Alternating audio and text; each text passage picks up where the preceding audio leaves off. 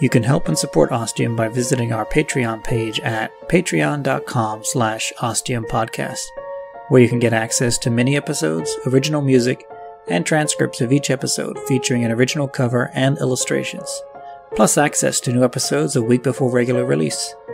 Please rate and review us on iTunes, as that helps more people discover Ostium.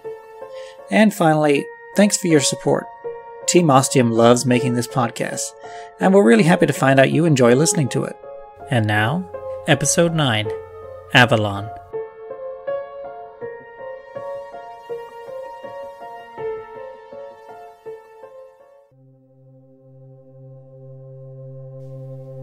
It's the morning, and Monica and I are partaking in a most interesting and unusual breakfast. I don't know how, but Monica manages to dig out a loaf of bread way back in what I'm calling the pantry cabinet. It's the gift that keeps on giving. It seems new delights and delicacies are discovered every day from within its wooden walls. I'm starting to wonder if it might be magically enchanted in some way. Yet another special place in Ostium that seems to bend the rules of physics and reality. Or perhaps Steve did a really great job of stocking up. The bread is the whitest of the white, a blanched cardboard essentially, but it fills a hole, sort of. I'm impressed it hasn't gone moldy yet. That cabinet has to be moisture-free and practically airtight. Using a little propane, we also cook up a can of corned beef hash. For some tasty fruit, we enjoy a can of pineapple and one of peaches. I feel closer to Monica now. My sole intention yesterday in taking her into my arms when she was distraught and tearful was purely consolation. But after everything that happened, when she was pushed over the edge, I was also brought close to it. I felt for the man named Steve, who I've never met. It was wrenching. So it felt good to be some help to Monica. After breakfast, I clear things away and then prepare for our next trip to door number 5. Monica gets ready in her own way, getting together a few things, and I realize with a thrill of excitement that it's our first time going into action together.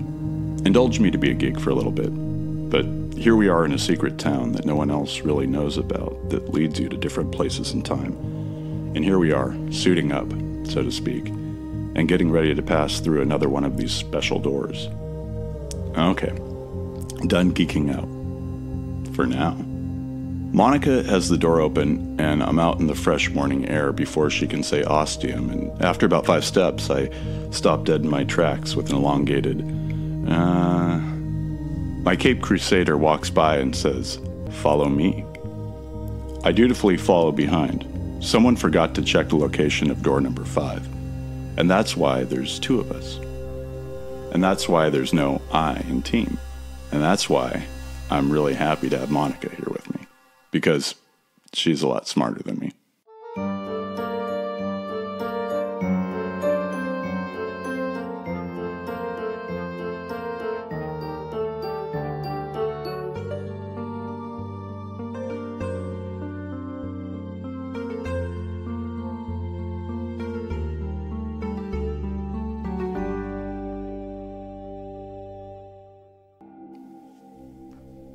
We turn down streets right and left, and I get quickly turned around. Was Monica doing it deliberately, just to confuse me? To make me feel stupid? Because it's working. Just as I'm starting to wonder if we're heading towards the front gate, she takes a hard left, goes 4 doors down, and stops. There's the door with the 5 on it. We stand before it, all ready to go. I reach out for the handle, and Monica stops me. She turns to me and puts her hands on my shoulders, looking into my eyes. I wonder what's going on, but I'm certainly enjoying the physical contact. Before we go in, I want you to acknowledge real quick your connections with the doors we've gone through. Connections? I haven't forgotten what she told me yesterday, not by a long shot. But at the same time, I force myself not to think about it, because it's intimidating and scary. Look, it's okay to be scared. Damn it, she sees right through me. I'm a little scared too. We both are because we don't understand this. But if we're going to start understanding it at all, we need to talk about it. You need to admit it. okay. Roanoke. In a college history class, I got kind of obsessed with it, and I wrote a paper about it. The Mary Celeste? Similar story. It's another event with the mysterious disappearance of people. I first heard about it researching Roanoke. It was one of those wiki black hole things. What? When you're looking something up on Wikipedia, and then you link to another thing, and to another, and to another, and then like 2 hours go by and you're 50 wiki pages down the hole from where you started. Oh, okay. Mars. I'm a sci-fi geek. Love the literature. Kim Stanley Robinson's Red Mars trilogy is my favorite, and I love Total Recall. Good. That wasn't so hard, was it? No. So why is it all connected to me? Fuck knows. Okay, let's go. She opens the door and walks through, and I quickly follow behind.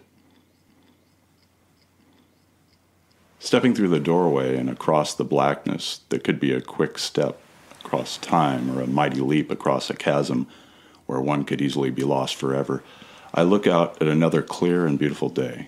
Breathtaking blue skies, bright sunshine, and at first I see a lot of water and think we're on a boat again. But the ground is solid and stable. There's no tilting motion. We're at the beach, sort of. It's actually a small harbor, and we're on a promenade looking over a body of water. Wow. It's beautiful here. I wonder where and when it is. Yeah, I say, making a slow panoramic pan of the landscape. Halfway through, I see a structure, a building. It's distinct, a big round shape that angles up to a point. It looks like the top half of a cupcake. The rest of the building is cylindrical and sculptured. General shape is the bottom half of a cupcake, but beautifully ornate, with a viewing terrace wrapping around it like a layer of frosting. I know where we are. What? We're on Catalina. What? It's an island off the coast of Los Angeles. I know what Catalina is. How do you know? That, I say, pointing at the distinctive building, is the casino building. We're in the town of Avalon. I know this because when I was 5, I came here with my parents for a vacation trip. We spent 3 days here, and I loved every second of it. The following week, I went to school, and the Loma Prieta earthquake happened. They couldn't find the bodies, either of them. I thought it was fucking stupid, but we had a funeral and buried 2 empty coffins. Oh, that really fucking sucks. I'm really sorry, Jake. Thanks, Monica. It's been a long time, and I've managed to get over it to the best of my ability. My folks are dead, too. I'm sorry. It's okay. Same deal. Long time ago. Just a sad memory now. So, what are we standing on? Oh, don't worry. It's solid. This is the Avalon Pier. A nice promenading spot for tourists. Over there, I say, pointing east, is the ferry terminal, which goes to and from Long Beach. I notice it is visibly absent of ferries. Yeah. Noted. Downtown is along there. I make a sweeping gesture along the south to the southwest. And that is the Catalina Casino building, though it has a movie theater in it now, built in 1929. Though I'll wait till we get inside before I give you the full history lesson. Did you take a sociology class on Catalina or something? Avalon, Catalina, and the casino building is technically another one of my sessions. While I was here, I learned everything I could. I was a sponge for information and history. Why technically? Because I was 5 and I didn't realize that it was an obsession at the time. I figured I was more obsessed with that normal 5-year-old boy obsessions. Also, over the years, I've kept up on my research. Well, it sure fits the Ostium modus operandi. Yeah, I noticed that. I find it unsettling. You and me both. Now, this being a tourist town, do you happen to see any tourists? I feel it pretty redundant, but I make a scan of every part of Avalon I can see. There's a light breeze. The lapping water sounds right. I think that was a seagull, but there's absolutely no sign of movement. Nope. No hide nor hair. I guess that's one way of putting it.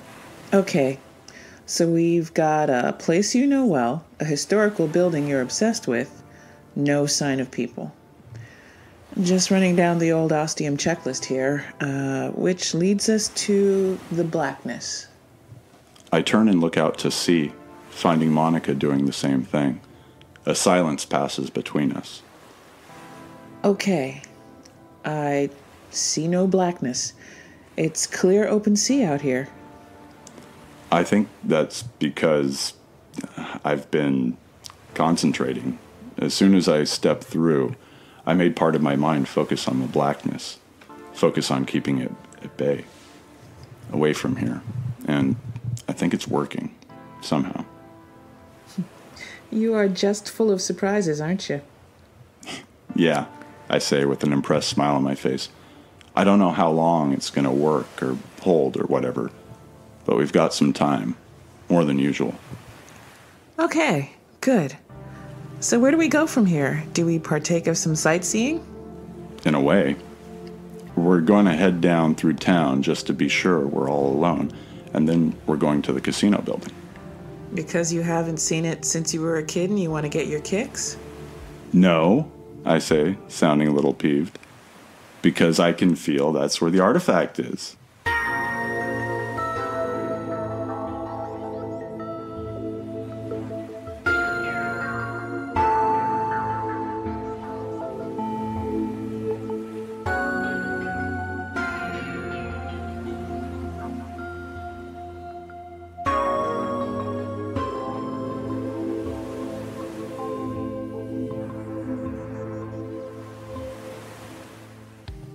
We make the quarter-mile walk along the promenade, following the curve of the bay.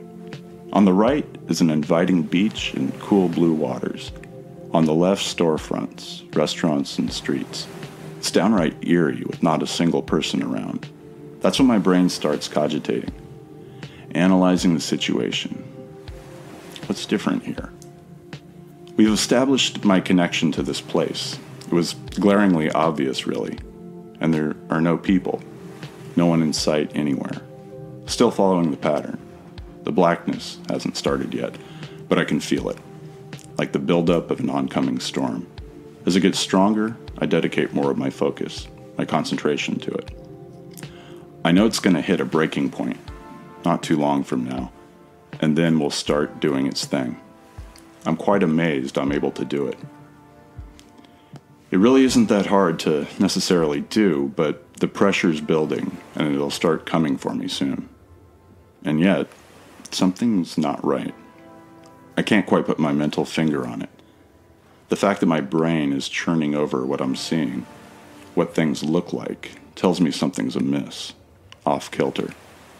But what the hell is it? And then my brain reaches its thinking destination, and I get it. I stop in my tracks. Monica keeps going for a few steps. She's been focused on the beautiful casino building, and then realizes I'm not with her, stops and looks, and comes back. Hey, what's wrong? Something's really wrong with this place. Other than the usual? No people, eerily quiet? What else? What day is it? No, what year is it? You mean in Ostium or here? Here, Avalon. No fucking clue. You tell me. Okay, that's warranted. How about, what year does it feel like it is here? I don't know. When was the casino building built? It opened its doors on May 29th, 1929. So, nope, it's definitely not 1929. Right. The buildings, the few cars we can see. By the way, FYI, cars are very limited on the island. Golf carts are way more common. Like there and there, I say, pointing.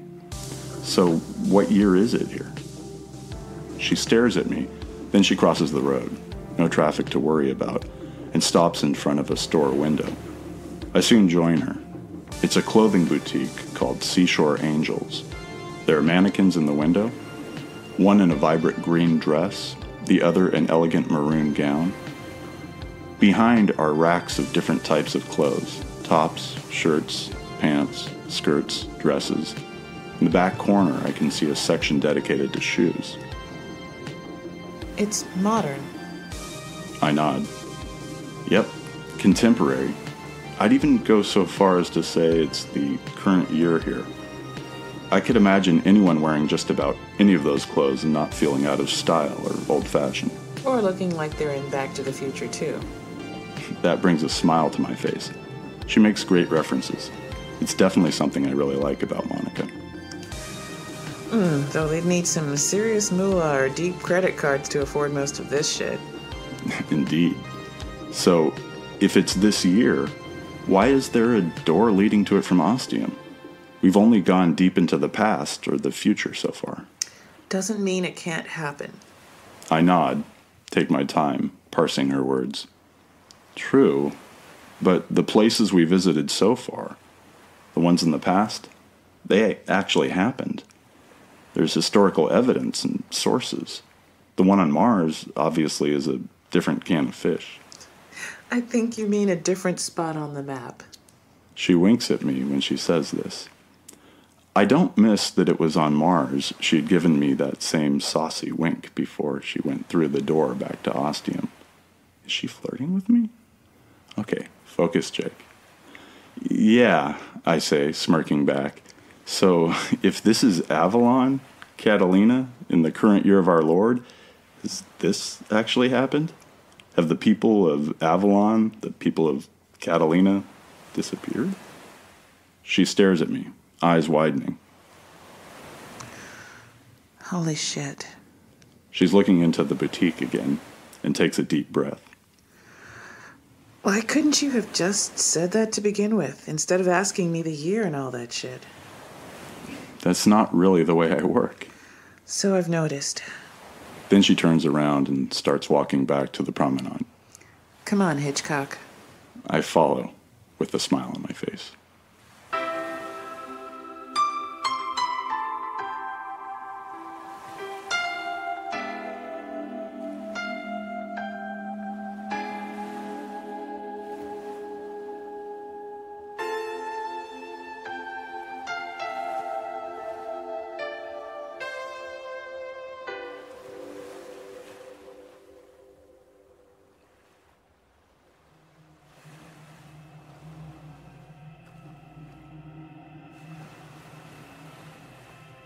"15 minutes later, we reach the foot of the casino building.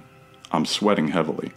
It's relatively hot here, but not too toasty, so I shouldn't be perspiring this much. That's because my defenses against the blackness were dropped a couple minutes ago.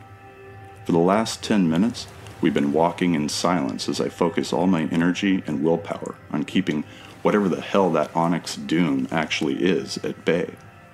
And then I can't hold it back anymore. It feels like an overflowing vessel of water, and I just let it go, and it all comes tumbling out like a burst dam. Monica stops just as I did. I can tell she feels it and looks out to sea.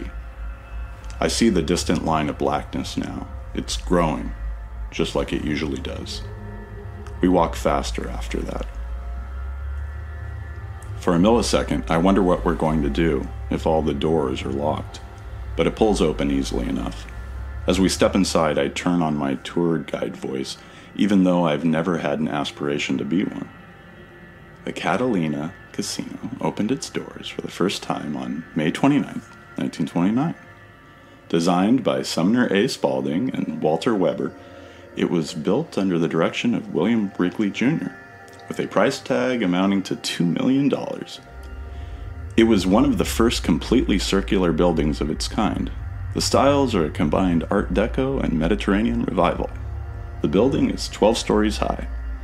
On the lower level is a museum. On the main floor, where we are now, is a movie theater that still has a working organ, back from when music was a big part of going to the movies, or the pictures. I came here with my parents. Can't remember what movie, but I do remember the organist totally rocking the Phantom of the Opera theme. On the upper floor is a promenade and 20,000 square foot ballroom that can accommodate 1,500 dancers and is the largest ballroom in the world without supporting pillars. You remember all that bullshit from when you were a kid? Sort of. You are such a nerd. I'll take that as a compliment. No worries, nerd bro. I'm one too. We're now in the concessions area of the movie theater. There's a stale smell of popcorn and greasy butter in the air. I believe it's an odor that will never leave this place, much like its mystique in history. You still tracking that artifact? Yep, I say, leading the way into the main theater. It's a grand sweeping auditorium with a surprising number of seats. The floor is angled downward, giving each row full view of the stage and the screen. On the walls are breathtaking frescoes bursting with color, detail, and life. The ceiling is painted white. There's an ornate, curving arch around the stage with golden decoration. At the apex is a golden woman with red hair standing on a shell. The movie screen is currently retracted, and behind it is another beautiful piece of art, a man surfing on blue waves with a golden background. I can tell Monica is taken aback by this place. It has that effect on you. Then I feel that magnetic pull start to focus. We're getting close now. I lead the way down the main aisle, passing the rows of red velvet seating. Well, probably not velvet, but definitely red. Blood red. Fresh blood. Given the circumstances, I feel a twitching down my back. The red seems too bright for the lighting. Also, there's lighting? The lights are on. Yeah, I noticed that as soon as we walked in. Like they had it all going and then everyone just up and left. That's creepy. We reach the front row, the wide stage before us. The man surfing the wave without a surfboard looking like a mighty Hawaiian god. I make myself look to the right, even though I've been feeling the ethereal tug from the left side. But I just caught a glimpse of something before I looked in the opposite direction, and I'm telling myself it isn't in any conceivable way what I think it is. I take a breath, staring at the empty row, then look to the left. Shit, it's exactly that. In the 10th seat of the front row is a body. A dead body.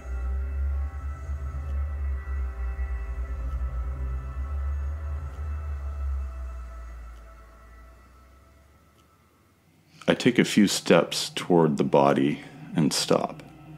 This is the first person we've seen in one of the worlds Ostium has sent us to.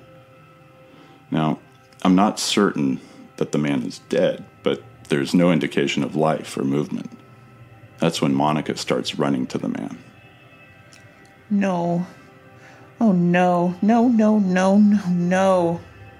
A heavy stone drops in my chest, pulling me down. I think it's Steve, the guy she had some sort of thing for, and the main reason that she came to Ostium in the first place. I slowly walk to her, giving her the time she needs. When I reach her, she's kneeling, her hand over her mouth, staring at him. Before I can say anything, she gets up and puts a pair of fingers to the pulse on his neck, waiting 20 seconds. Then she leans in and puts her ear close to his mouth, waiting for a breath. After another 20 seconds, she goes lower and leans her head against his chest, searching for any sort of quivering heartbeat. She gets back up. Her body language tells me everything I need to know. Is it Steve? She looks at me, complete confusion. Then it clears, but there's still a deep sadness in her eyes. No, it's not Steve. His name's Richard. Richard Kaling, another private from my former base. Really? Was he in that group that walked into Ostium yesterday? She stares at me, and it feels like her eyes are piercing into my very soul. That sadness in her eyes goes away, hardens into something, though I don't know what. She gives me a small nod in admission. I don't think she thought of this when she saw his body in the chair. It changes a lot of things. It poses a whole new set of questions. How the hell did the guy get from Monica's secret base, who came to Ostium yesterday and then left through the front gate, end up on a chair at the Catalina Casino movie theater, dead? What happened to the rest of the team? Are they lost too to Ostium? Are they all dead? And how did Richard die? Monica's looking at him again. I'm guessing she's got similar questions running through her head. We'll have to discuss it, but that's a conversation best left for our return to Ostium. Where's the artifact? I stare at the back of her head. There's an uncomfortably pregnant moment of silence that stretches out like a long, dark highway. I see her shoulders rise as she takes a breath, and finally she turns to look at me. I'm just staring back at her, still not saying anything. Oh, fuck no. You've got to be fucking kidding me. I slowly shake my head. I can pinpoint her right to here. Fuck. Then gets up and heads to the entrance door to the theater. I stare at the body, not envying my task in the slightest. There's no clear or apparent cause of death. No bullet wounds, no body parts at strange angles, no marks on his neck. I touch the top of his head. It's gravestone cold. Sorry, poor choice of words. He's been dead for a long time. In my head, I have a blurry image of the artifact, like a vague dream. There's enough definition that I'm able to hesitate, guess at what it is. I start going through the guy's pockets. It doesn't take me long to find the movie ticket stub. That's it. When I hold it in my hand, it feels warm. The magnetic pull in my head disappears and it calms me. The movie listed on the stub is Armageddon, a crappy action flick with Bruce Willis from the late 90s. But it can't be that old. Then I see the date on the stub. It's today's. I got what I needed, so I quickly walk back to the front of the theater and find Monica waiting there for me. What should we do about Richard? Monica looks over to where the body is and just shakes her head. Leave him there. We don't have time to do the honorable or correct thing. Then we're out the door and into the lobby. The loud crackling is instantly noticeable. Outside the windows, the afternoon is coming to a close and twilight is fast approaching. We make it out of the door we came through. It looks like the end of the world, and it's all being swallowed up by a giant black hole. As stuff is consumed by the blackness, it doesn't make a sound, just goes into the maw and is gone. Though the now deafening crackling sure makes up for it. The reality is painfully obvious. We don't have enough time to make it back to the pier and the door we came through to take us back to Ostium. We're out of time. We're out of leeway. We're royally up shit creek. And the paddle drifted downstream a long time ago. Fuck! I'm thinking. I'm listening to my thoughts, my feelings, getting in touch with myself. Follow me! And then I start running away from the casino building, headed for the group of moored boats in front of us. I clatter down this tiny quay that starts wobbling as soon as I land on it. It's on pontoons and none too stable. The water is all choppy and alive as the blackness guzzles its incredible volume. I reach the penultimate boat on the left, take a look back and see Monica just a few steps behind. I leap onto the boat and head for the cockpit. Monica is on board in seconds, fully trusting me. It feels good to know she trusts me as much as I trust her now. We're in this together, all the way. In the cockpit is a hatchway leading into the boat. There's a padlock hanging from the latch. It's unlocked. I also notice it's hexagonal. Then I'm ripping it off and throwing open the hatchway. Beneath it is darkness, much like the darkness getting very close to us now. The boats have started pulling tight on their mooring lines as the sea and everything within and upon it is drawn into the blackness. I reach for and grab Monica's hand. I look into her eyes. She is with me, and her life is now in my hands. I turn and dive into the hole, pulling her in behind me.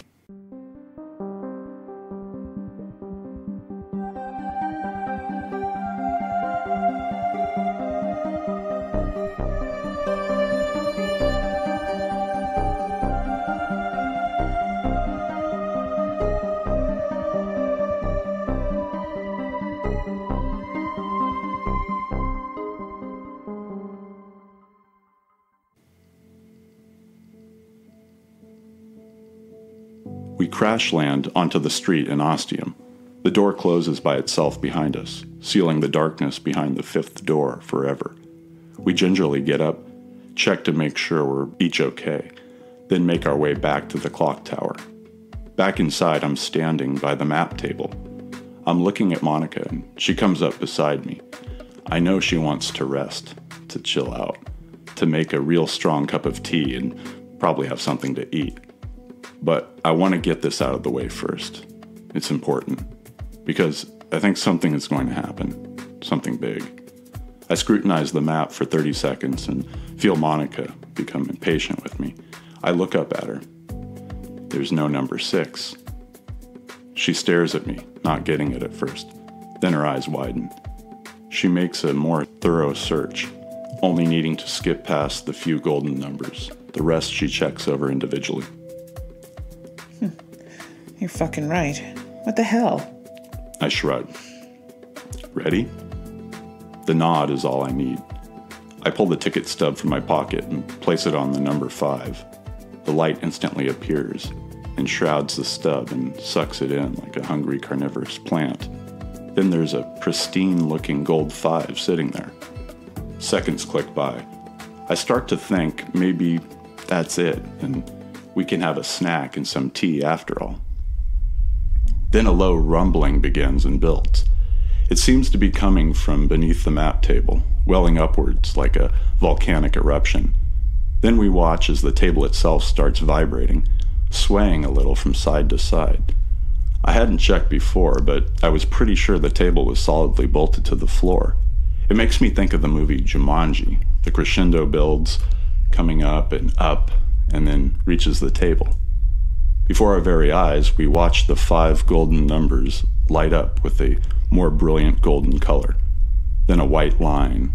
A jagged crack forms between the numbers, linking the 5 together across a significant portion of the map. The white crack widens, emitting more light, forcing us to squint at it. First a ½ inch, then a full inch, then 2 inches, and finally stops at 3. The light weakens, dims, and disappears. The golden numbers return to their normal, unbrilliant selves. The chasm that has opened up on the map table is clear and abrupt, almost vicious looking, an angry wooden scar. At the bisecting point of that crack is a small number. I lean in. It's a 6. No, an 8. Wait, I think it's an infinity symbol. Monica doesn't care what's on the door. And how the hell are we supposed to get to it? Dig our fucking way into the ground? That makes me snort with laughter as I contemplate this next mystery. That's when I both hear and feel another rumbling, similar but at the same time different to the one on the map table. This one's much stronger and bigger. Monica looks at me, the smile diminishing from her face like someone who's forgotten how to smile. That's when the ground starts to shake. I reach out to Monica, wanting to pull her close.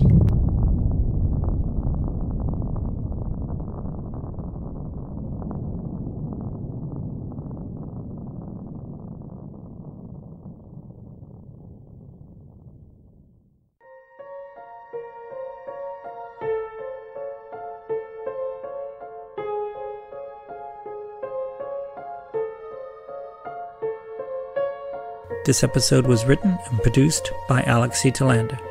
The voice of Jake is Chris Fletcher, who also wrote the interstitial music pieces. The voice of Monica is Georgia McKenzie. Background music featured in this episode was by Andrew Sacco, Arthur Zrink, and Ketsa. Ostium is available on SoundCloud, Podbean, and iTunes. Ostium is online at ostiumpodcast.com and on Twitter at ostiumpodcast. You can email us at ostiumpodcast@gmail.com. You can also find us on the social network of your choice. And finally, you can support Ostium at our Patreon page, patreon.com/ostiumpodcast. Thank you very much for listening.